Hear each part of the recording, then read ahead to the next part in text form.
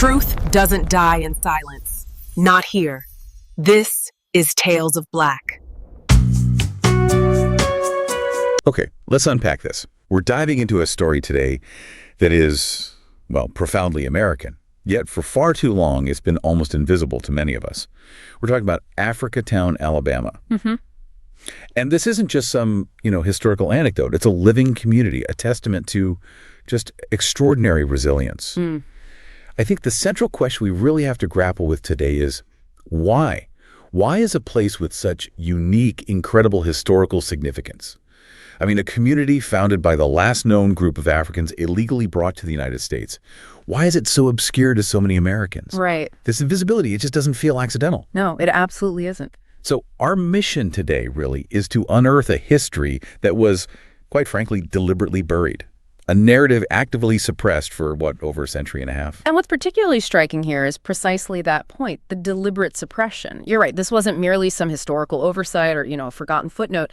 It was a calculated, systemic effort to erase a really powerful narrative of survival and autonomy. Systemic, that's the word. Yeah. You see, the initial crime, the Clotilda's voyage, it isn't just some distant historical event locked in the past. It's inextricably linked, deeply linked to the long-term marginalization of this community. So the effects are still felt today. Absolutely. So this deep dive isn't just about what happened back then. It's about why it was hidden, the profound ripple effects of that concealment, and importantly, what it means for us, for you listening, right now in the present day. We'll trace the story from that audacious illegal act. Just brazen. Through the courageous foundation of this unique community, then the relentless forces that tried to destroy it, the groundbreaking discovery of the ship itself just recently, and finally the ongoing tenacious struggle for its future and, its reclamation. Okay, so let's set the stage for this audacious illegal act that founded Africatown. You have to picture the context. It's 1860. Right on the edge. Right on the precipice of the Civil War. Yeah. The Slave Importation Act of 1807 had been federal law for over 50 years. 50 years, making it a capital offense to bring enslaved people into the U.S. A capital offense. Death penalty territory. Exactly. And this wasn't some desperate clandestine operation by a lone wolf figure. No, this was blatant, cynical defiance of U.S. federal law. Yeah. Driven by pure arrogance and just insatiable greed. At the center of it all was Timothy Merer, an immensely wealthy mobile ship owner, steamboat captain, a really prominent figure in the Southern elite. A big name in Mobile. Very big name. And he brazenly made a bet, a cynical wager with another businessman, basically daring him, saying he could successfully smuggle a cargo of enslaved Africans right into Mobile Bay. Under the nose of federal officials. Right under their noses. Yeah. And face no consequences. This wasn't an act born of, economic necessity for him. It was a clear challenge to federal authority. It was fueled by this deeply ingrained belief in Southern elite immunity from the law, a dangerous sense of invincibility. And to pull off this illegal enterprise, Merer used his schooner, the Clotilda. Now, she was a swift, two-masted schooner, originally built around 1855, maybe 56, for legitimate trade. Timber, mostly along the Gulf Coast. So built for something else entirely. Exactly. But for this specific illicit purpose, she underwent significant modifications. They built a false deck below the main deck, specifically designed to conceal human cargo. Oh, God. Providing this cramped, suffocating, horrific space for the captive Africans. Captain William Foster, who actually also had a financial stake in this venture, he was hired to command this criminal voyage. So he was invested too. Oh, yeah. And the acquisition of the captives themselves, that happened in May 1860. From Wida, which was a notorious slave trading port in the Kingdom of Dahomey, that's present-day Benin, Foster purchased approximately 110 to 125 men, women, and children, bought them for about $100 each. $100? Yeah. For a human life. Bought and sold in defiance of all decency, all law. It's just astonishing to grasp that cold calculation. And crucially, these weren't just random, undifferentiated individuals clumped together. These were war prisoners, mostly from distinct West African ethnic groups. You had the Takba, also known as Tarkbar, the Yoruba, the Yu, and the Fon. So distinct cultures, languages. Absolutely. They'd been captured by Dahomeyan forces during raids on inland villages. And this raises such an important question, doesn't it? We often think of enslaved people maybe as this monolithic group, but these were individuals. They had established complex lives, families, intricate social structures, specialized skills. Real lives. Real lives. They were builders, teachers, innovators. They carried invaluable knowledge of agriculture, metallurgy, traditional governance. Among them was a young man, just 19 years old at the time, named Kosola, who would later become widely known as Kojo Lewis. His meticulous, heartbreaking recollections would become absolutely vital to preserving their story. He became the community's most prominent historian, the keeper of that oral tradition. That voice. He was the voice. And the journey itself, the Atlantic crossing, the Middle Passage, it was treacherous beyond words, made even worse by a severe storm. Even the ship's crew, apparently many of them were initially unaware of the Clotilda's true, horrifying purpose. They eventually realized the gravity of what they were involved in. So after that unspeakably horrific journey, they finally arrive. It's July 9th, 1860, under the cloak of deep night in Mobile Bay. Captain Foster, fully aware of the dire legal consequences, the death penalty hanging over him, desperate to avoid capture, desperate to destroy any shred of evidence, he swiftly and secretly transferred the captives to a waiting river steamboat. Quick transfer in the dark. Exactly. Then came the desperate, calculated act of concealment. Foster ordered the Clotilda pulled upriver to this secluded spot in the Mobile Tensas Delta, a swampy, hidden area, and there he had the schooner burned to the water's edge, as the accounts say, and then meticulously sunk beneath the muddy waters, all to destroy any physical evidence of his crime. The smoking gun, literally. Gone, which, as we've noted, was a capital offense punishable by death. The enslaved Africans were then cruelly divided among the voyage's investors, scattered, exploited again, and despite being arrested, brought to trial, Meher and Foster were never convicted. Never convicted. Why?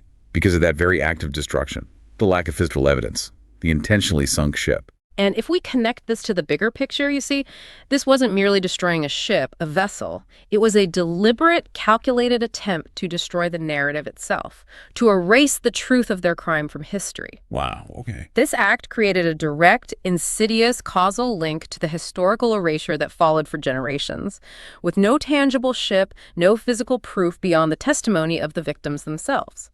Well, their words could be and were easily dismissed. Especially in that society. Exactly. In a society built on white supremacy, Black victims' words were just labeled legend or folklore for generations. Meanwhile, the perpetrators, Meher and Foster, and their powerful descendants had every incentive to deny it, to perpetuate the myth that the story was just some tall tale. So the sinking directly enabled the denial. Directly. This act of concealment and destruction directly allowed the perpetrators to evade justice, and it enabled the vibrant oral history of Africatown to be doubted, marginalized, dismissed for over a century and a half. The Clotilda story, then, fundamentally challenges that convenient, sort of clean narrative that the U.S. definitively ended its involvement in the international slave trade in 1808. Right, the official line. The official line. It reveals a complex, ongoing defiance of that law, driven by immense economic greed and this deep-seated belief in Southern elite immunity that allowed such atrocities to continue long after they were outlawed. Intentional pause, 15 seconds. So the survivors of the Clotilda, they endured 5.5 grueling, unimaginable years of enslavement in Mobile, around Mobile, until liberation finally arrived with the end of the Civil War in 1865. And their primary goal, their overriding goal, immediately upon gaining their freedom, it wasn't trying to integrate into American society as it was then. No. Their profound, desperate desire was to go home, to return to West Africa, to their homeland, their families, their cultures. That pull must have been immense. Absolutely. So they approached Timothy Meher, the very man who would engineer their capture, brutalized them. They asked him for the means of repatriation, as compensation, essentially, for the years of forced labor and unspeakable suffering he'd inflicted. And what was his response? He flatly refused. Flatly, cruelly, without hesitation refused. Wouldn't provide them with a single cent for passage home. Just incredible cruelty. Faced with that devastating reality, realizing they couldn't possibly earn enough money to pay for their passage home, I mean, the cost was prohibitive and opportunities for newly freed Black people were severely limited, right? Extremely limited. The group made a truly momentous, almost defiant decision. As one community member, an elder, powerfully put it, "If you don't take us home, we'll build Africa here in Alabama." Wow, build Africa here. That wasn't resignation. That was an extraordinary act of self-determination. Under the determined visionary leadership of figures like Cujo Lewis, who we mentioned, and another leader named Charlie Lewis, about 32 of the Clotilda survivors, they'd forged this unbreakable bond through their shared trauma and determination. They pooled their incredibly meager earnings. Scraped it together. Every penny. Saved from working in local sawmills, cutting lumber for white landowners, selling produce from small gardens they cultivated. And what's particularly striking and just deeply ironic here is the incredibly resilient act that followed. They bought their first parcels of land, not from some neutral party, no, directly from the Meher family. You're kidding. From the Mehers, the people who enslaved them. The very same family. And as Cujo Lewis himself recounted with this poignant mix of bitterness and pride, the Mehers didn't knock a single cent off the price. Extracted every last penny from the very people they had so brutally exploited just years before. That takes a certain kind of nerve. It does. The initial community was founded on about 50 acres, mostly bought through these collective efforts, and there was a smaller but highly significant 7-acre area called Lewis Quarters, specifically established by Charlie Lewis. So Africatown wasn't just like a random collection of houses that sprang up. It was founded as an intentional, autonomous sanctuary. Deliberate. A deliberate, audacious effort to live independently. Apart from the increasing white surveillance and hostility that was really starting to characterize the terrifyingly oppressive emerging Jim Crow era across the South, they weren't just seeking refuge. They were actively rebuilding their world. That's the key. Rebuilding. They established their own leaders, chiefs, as they called them, mirroring the governance structures from their African homelands. Figures like Cujo Lewis and another man, Charlie Petit, took on these crucial roles. And they didn't just govern informally. They actually developed and adhered to their own legal system, based deeply on their African traditions of communal justice, conflict resolution. Yeah, and if we connect this to the broader historical landscape, you really have to place Africatown within the brutal context of what historians call the nadir period of African American history. Roughly, say, 1890 to 1920. A low point. An absolute low point. This was a particularly brutal era for African Americans after the sort of fleeting promises of Reconstruction were largely abandoned. It led to widespread racial segregation, rampant lynching, economic disenfranchisement, the systematic stripping away of civil rights across the South. While the rest of the Jim Crow South was enforcing this brutal oppression, Africatown created this unique, vital space of Black autonomy and profound cultural preservation. An island, almost. In many ways, yes. And the fundamental difference here, and it's a crucial one to grasp, is that Africatown was not an act of integration or assimilation into America. It was an act of recreation. Recreation. A conscious, collective effort by Native Africans to rebuild their stolen social and cultural world, to literally manifest Africa in Alabama. This sets it profoundly apart from many other freedmen's towns, which were typically founded by U.S.-born, formerly enslaved people. Their cultural frameworks, their identities, had been shaped, even if painfully, in America for generations. Different starting point. Totally different. The founders of Africatown, remember, their first desire, their deepest longing was to return to Africa. That clearly shows their primary identity remained African, not American, even after years of enslavement. When that hope was crushed by Mara's refusal, they didn't just disperse or try to blend in, no. They pooled their hard-won resources to form a cohesive, distinct community. They meticulously maintained West African governance, language, customs, and explicitly named it Africatown. Naming it was a statement. A powerful statement. To honor their origins and proclaim their identity. This represents a truly unparalleled case of cultural transplantation and preservation by first-generation African survivors on American soil, and it directly counter-narrates those insidious lost cause myths and the pervasive ideology of white supremacy. It proved that a functional, autonomous African society could and did exist in the Deep South, implicitly rejecting the entire racial hierarchy being imposed all around them. It was a profound, daily act of self-determination and cultural resistance. Intentional pause, 15 seconds. Now let's explore that vibrant, sustaining cultural life that really anchored Africatown and made it such a unique place. This is where it truly comes alive, isn't it? Absolutely. The community's unique identity was so profoundly rooted in its resolute ability to hold on to and actively practice its West African cultural legacies. And we're talking about tangible daily practices here. Residents didn't just remember their customs, they maintained them. Their languages, like Yoruba, were spoken well into the 1950s. Incredible persistence. Isn't it? A remarkable feat of cultural preservation, even as their children learned English in school, for necessary engagement with the outside world. The community itself was meticulously organized, with those chiefs we mentioned, its own legal system for internal disputes, and just this deep, unbreakable sense of collective identity. It operated almost like a protective fraternity, guarding their culture and spirit. And initially, they were very close-knit, quite insular, actually, deliberately keeping their distance from outsiders, whether that was white settlers, obviously, but sometimes, sadly, even other African Americans who, perhaps out of a lack of understanding, sometimes mocked their different ways, their strong accents, their distinct cultural ties. That must have been isolating, too. It could be.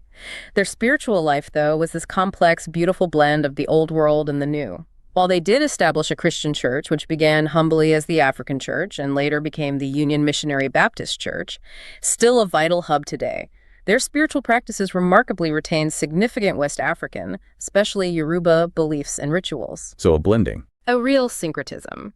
This was particularly evident around profound concepts like a good death. This deeply held idea of dying free, unchained, surrounded by your community, and buried with dignity, even if it was in a foreign land. This spiritual resilience gave them immense strength.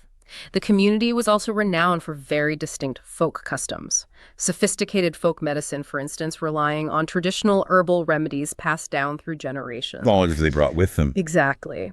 Their vibrant cultural expression often came through primarily vocal music, rich traditions of folktales that carried moral lessons and historical memory, and unique crafts like intricate woodworking and quilt making, which were both functional and deeply artistic. These weren't just hobbies, they were living expressions of their heritage. It's incredible to think of these practices not just as, traditions, but as active ways of rebuilding their world. The sources really highlight clear examples of how these West African cultural legacies were preserved in early Africatown.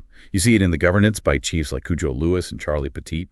You see it in the continued use of the Yoruba language in daily life for decades. Right. Their Christian faith itself openly incorporated the Yoruba rituals and spiritual practices, creating this unique syncretic belief system. And then there were the practical skills, the communal agriculture, the craft skills. Those were the very backbone of their self-sufficient economy. Traditional herbal medicine, providing health care when basically none else was available to them. Crucial for survival. Totally. Yeah. Rich storytelling traditions that ensured their history and values were passed down. Vibrant vocal music that accompanied work and celebration. Community festivals that reinforced their collective identity. This was a living, breathing culture, wasn't it? Yeah. Meticulously transplanted, adapted, and nurtured against all odds. And their collective strength, as you said, was really anchored by three fundamental pillars. These weren't just buildings or institutions providing services. They were profound acts of resistance and autonomy against a hostile outside world. Exactly. So first pillar, the church. It began, as you mentioned, as the African Church, eventually became the Union Missionary Baptist Church, and it still stands today as a central, undeniable hub of the community, a spiritual and social bedrock. Second pillar, the school. They didn't wait for others to educate their children. They established their first public school way back in 1880. That's remarkably early for a Black community in the Deep South.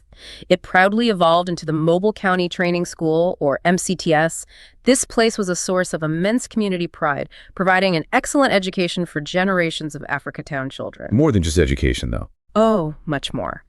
It fostered a deep, tangible connection to their heritage through cherished traditions, like the annual Lantern Walk. You had graduates visiting the historic cemetery, lanterns in hand, to honor and thank their ancestors. Thank them for the sacrifices that made their education possible. Just imagine that image. Powerful. And that brings us to the third pillar, the cemetery. Established in 1876, the old Plateau Cemetery, or Africatown Cemetery. It's more than just a burial ground, isn't it? Oh, far more. It's a truly sacred space. The final resting place for the African founders of the community and their direct descendants. For people who were denied the right to be buried in their homeland, in a place where their bodies could be desecrated, their identity stripped away.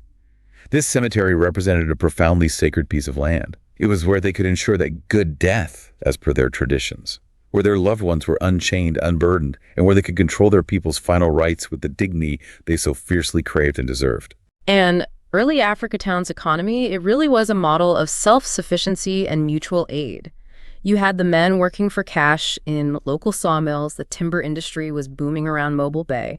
Meanwhile, the women were often the backbone of the local economy, diligently cultivating these vast gardens using traditional West African farming techniques, yielding bountiful harvests. They then took this produce to market. It wasn't just for sustenance, it created an economic lifeline, independent of the surrounding white economy. It's real economic independence. For a time, yes. And similarly, their woodworking, their quilt making, these weren't just hobbies. They were crucial skills that built homes, provided essential goods, and reinforced their collective identity and culture. This shared, self-sustaining economy actually thrived for decades. And if we connect this back to the bigger picture, the establishment of their own institutions, the church, the school, the cemetery, it wasn't merely about providing services denied to them in Jim Crow Alabama.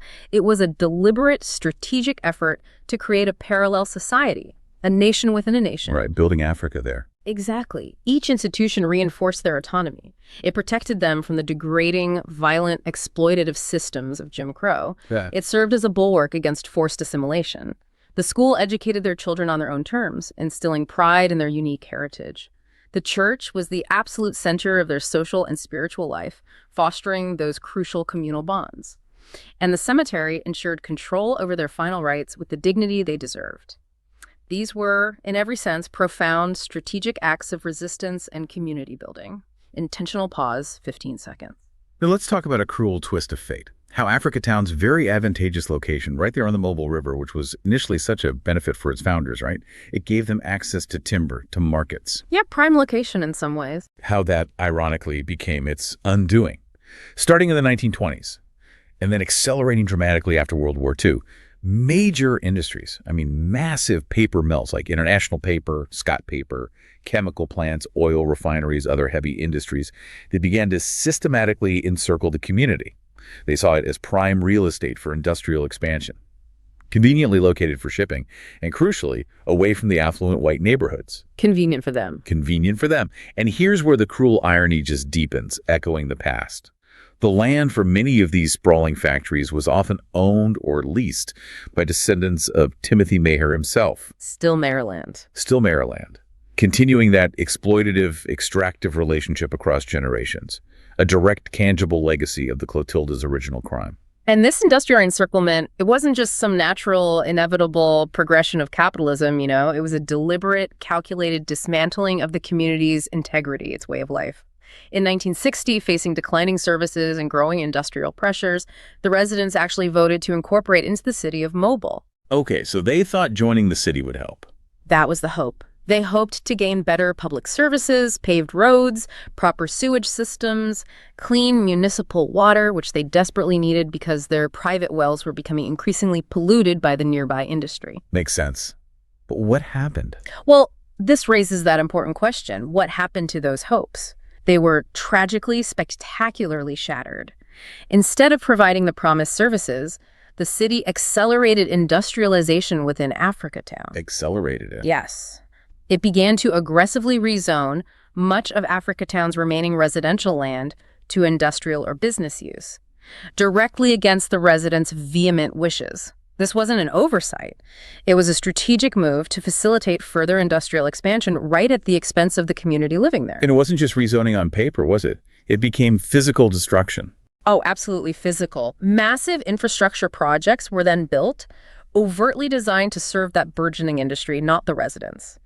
The construction of major highways like I-165 and that towering Africatown Cochrane Bridge, they physically bisected the community. Cut right through. Carved right through its heart. This destroyed hundreds of homes, forced the closure of small Black-owned businesses, obliterated the local post office, and just heartbreakingly physically separated the historic Union Missionary Baptist Church from its sacred cemetery. Separating the church from the cemetery. A devastating blow to a community whose very identity was so deeply tied to these specific landmarks. These relentless pressures, unsurprisingly, led to a catastrophic population decline. From a mid-20th century peak of approximately 12,000 residents, 12,000. the population plummeted to around 2,000 today. And incredibly, only about 100 Clotilda descendants remain in the immediate area, clinging to their ancestral homes. Just 100. This displacement wasn't just about people leaving. It actively created this blighted landscape. Empty lots, crumbling foundations, abandoned properties, turning a once vibrant, self-sufficient community into something resembling an industrial wasteland. And the timeline of this encroachment, its demographic impact, is stark. It's undeniable. From the 1920s, when international paper first opened nearby, through the 1960s incorporation and that disastrous rezoning that accelerated the decline, through the 80s and 90s with highways slicing through, it led to that dramatic drop. 12,000 residents at its peak, down to roughly 2,000 by 2010. This is more than just, unfortunate development or urban change. This sounds like a textbook case of systemic environmental injustice. Environmental racism, really. It absolutely is. And arguably one of the most egregious examples in the entire nation. Africatown became quite literally an industrial dumping ground. Just consider this statistic. Of Mobile County's 47 major polluting industries, a staggering 30 are located within a mere 3 miles of the community. 30 out of 47, basically encircling it. Completely encircling it. This area now tragically boasts the worst air quality in Alabama. Residents' exposure to airborne respiratory hazards, things like fine particulate matter, sulfur dioxide, nitrogen oxides, is in the 95th to 100th percentile nationally. The highest risk category. The absolute highest. And what's particularly chilling here, but also deeply tragic, is the direct, verifiable health crisis this has caused. Generations of residents have suffered from a suspected cancer cluster, along with alarmingly high rates of asthma, chronic bronchitis, other severe respiratory illnesses. These are all directly linked to industrial pollutants like dioxins, furans, chloroform chemicals known to be highly toxic, released by these plants day in, day out for decades. And it didn't stop there, did it? No. Furthermore, the destruction of local businesses and the community's isolation due to those infrastructure projects, it turned Africatown into a food desert. No grocery stores offering fresh produce within 5 miles. Residents forced to rely on convenience stores with limited, often unhealthy options. Just compounding the health issues. Exactly. But in response, residents didn't just stand by and suffer silently. They fought back with incredible courage and persistence. They organized. They formed the Mobile Environmental Justice Action Coalition, MEJACI, in 2013, a formidable grassroots organization. And they bravely filed class action lawsuits against major corporations like International Paper, demanding accountability and justice for the damage done. So resistance continued. Absolutely. But the profound systemic irony here, it's almost painful. The very self-governance and chosen autonomy that defined early Africatown ultimately made it vulnerable to this modern assault. As an unincorporated, autonomous Black community operating outside the formal political structures of Mobile and Alabama, it critically lacked the political power, the legal standing within the larger white power structure to effectively resist that industrial encroachment. So their independence made them vulnerable later on. In a cruel way, yes. The decision to incorporate into Mobile in 1960, which was intended, remember, to gain much-needed services and protections, it backfired spectacularly. It actually gave the city the legal power to unilaterally rezone their land, effectively formalizing the industrial takeover, paving the way for even further environmental degradation. Their attempt to engage the system for protection instead gave the system the very tools to dismantle them. It just reveals the deeply embedded, insidious nature of systemic racism that uses legal and economic mechanisms to perpetuate historical injustices. Intentional pause, 15 seconds. For decades then, the Clotilda story existed primarily in the community's profound memory.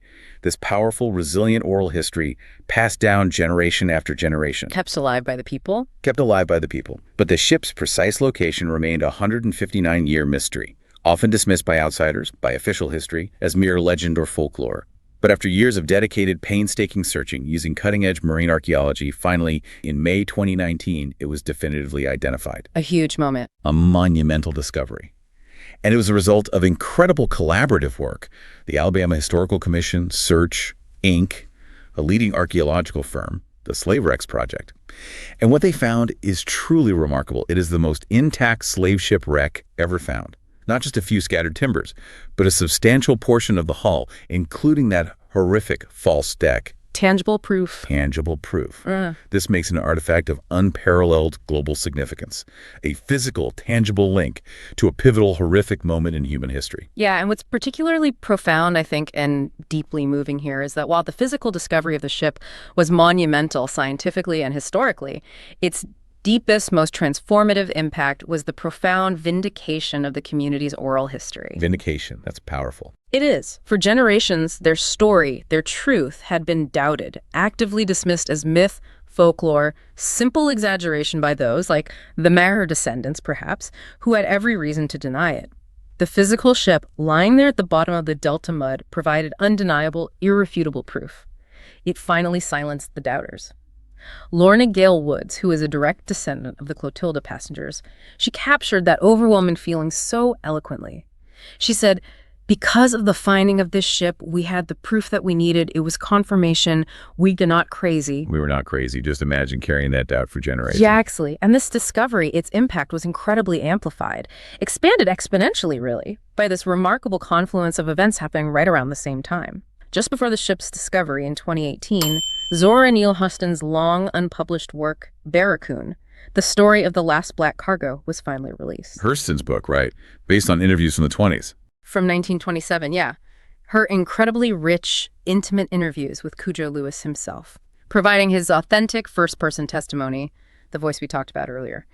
And then in 2022, the powerful Netflix documentary Descendant brought the story and the community's fight to an even wider global audience. So the book, the ship, the film. The synergy between these events was absolutely critical. Barracoon provided the deeply human story, the authentic voice of Cujo Lewis. It garnered national attention, created this narrative framework just before the physical proof emerged. Then the ship provided the undeniable evidence. This created this powerful 1-2 punch that made the story impossible to ignore any longer. It gave the media, the public, a compelling human narrative and a tangible historical figure, Cujo, to connect to the physical object, the ship, making the abstract horror profoundly real. The discovery, of course, it must have brought such a complex, even painful mix of emotions to the surface. It wasn't just celebration and vindication. Yeah, no, far from it. It was profound pain, simmering anger, deep-seated distrust, because it represents this horrific tragedy that continues to reverberate through the community. The story has been poignantly described as a ghost haunting 3 communities. 3 communities. First, the direct descendants of the enslaved Africans from the Clotilda, who carry both the intergenerational trauma and that fierce pride of their ancestors' survival. Second, perhaps more distantly, the descendants of the Africans in Dahomey who captured and sold them, grappling with their own ancestral complicity. And crucially, closer to home, the descendants of their American captors, specifically the Maher family, who remain even today immensely prominent and powerful figures in Mobile's economic and political landscape. Still influential, still owning land. Exactly. That connection is still there. And if we connect this discovery to the broader struggle for justice, the finding of the Clotilda is such a powerful case study in the relentless fight for historical justice, for reparations, both moral and material. It shows us unequivocally that history is never truly in the past. Its legacies are alive, actively influencing the present day. Physical artifacts, like a sunken ship, possess this immense, undeniable power. Power to do what? Power to correct historical records, to challenge dominant, often sanitized or self-serving narratives, and to force a contemporary reckoning with unresolved legacies of injustice. This includes facing the uncomfortable truth of the ongoing economic power and social influence of perpetrator families, like the Mahers. It forces a dialogue that was once easily avoided, doesn't it? Shining a spotlight on truths that have been deliberately obscured for so long and demanding that the descendants of both victim and perpetrator confront a shared, difficult, and unresolved past. Intentional pause, 15 seconds. So now, as we look towards the future, we see Africatown entering this new, really crucial chapter. It's marked by both incredible opportunity, sparked by the discovery, but also these persistent, formidable challenges that we've been discussing.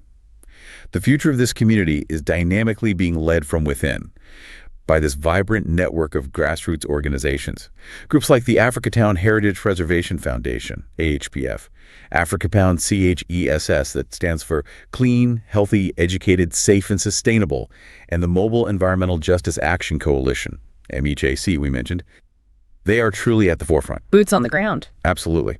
Their initiatives are incredibly diverse and impactful. They're doing everything from meticulously documenting and working to preserve the Sacred Plateau Cemetery, to providing vital community services like a summer swim program for local kids, to tirelessly fighting for environmental oversight and advocating for community-controlled development that directly benefits the residents. It's community-controlled. That's key. Crucial. And these persistent efforts, they haven't gone unnoticed. They've attracted significant national support from esteemed organizations. The National Trust for Historic Preservation, the World Monuments Fund, which, importantly, listed Africatown as a site of global significance in 2022, recognizing its unparalleled historical and cultural value on a world stage. And that undeniable discovery of the Clotilda, it has predictably spurred new development and attention, most notably the opening of the Africatown Heritage House in July 2023. The new museum. The new museum, which proudly features the powerful Clotilda, the exhibition. It's already gained national recognition, drawing visitors from all across the country. And what's particularly fascinating here, I think, is the tremendous hope. The hope that this burgeoning cultural tourism can genuinely revitalize the community's economy, create sustainable jobs, create businesses that are truly owned and controlled by the residents themselves. Keeping the benefits local. Exactly, ensuring that the economic benefits circulate within the descendant community.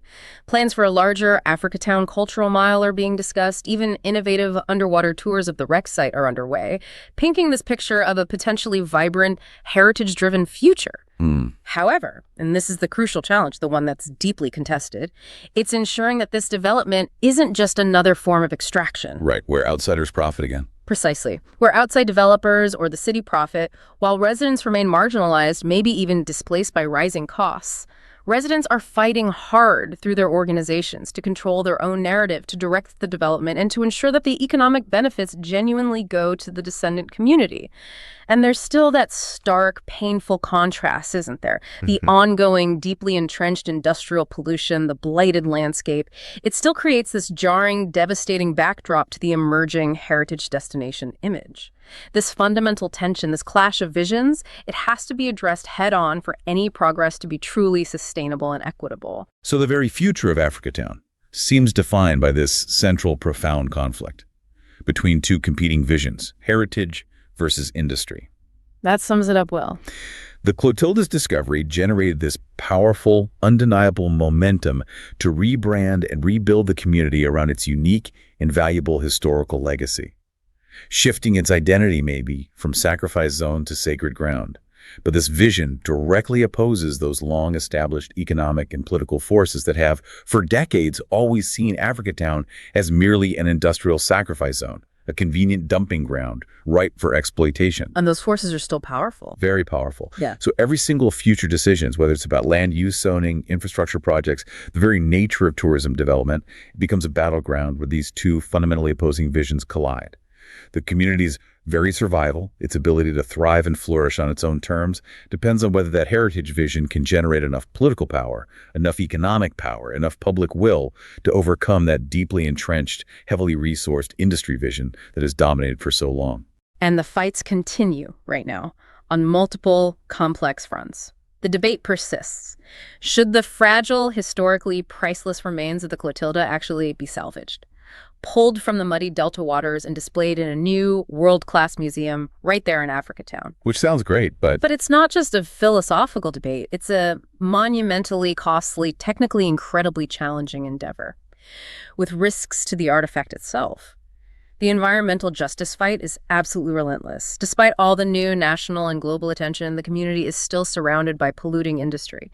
And now they face new infrastructure proposals, expansion of rail lines, more port facilities which risk even more pollution, more heavy truck traffic, more physical division within the community. the pressure doesn't stop. It doesn't stop. And the Meher family's legacy remains powerfully, tangibly present. Descendants of Timothy Meher still own approximately 14% of the land in and around Africatown, significant portions of which are leased to these very industries we're talking about. And they continue to be powerful, influential figures in Mobile, while the family did recently issue a public statement condemning their ancestors' actions regarding the Clotilda. A statement, okay. A statement. But the deep power imbalance, the ongoing economic realities rooted in that historical injustice, remain a constant source of tension and a major obstacle to true equity for the community. This is truly the ultimate fight for the soul of the town, a struggle for self-determination against a history that simply refuses to let go. Intentional pause, 15 seconds. So let's bring it back then to our initial question. Africatown, Alabama. It is not just a concept, not just a dusty historical fact, it is real. It is real. And it's so much more than a historical footnote. It's a living legacy, a vibrant, resilient community fighting for its future while bravely confronting the deep, complex shadows of its past. The profound answer, perhaps, to why this extraordinary story was largely unknown for so long lies in the very nature of its existence. A story of Black autonomy, cultural preservation, incredible resilience, which was a direct, inherent threat to prevailing narratives of white supremacy and historical convenience. A threatening narrative. Exactly. Because of that, it was systematically suppressed, physically dismantled, and its truth distorted for over a century.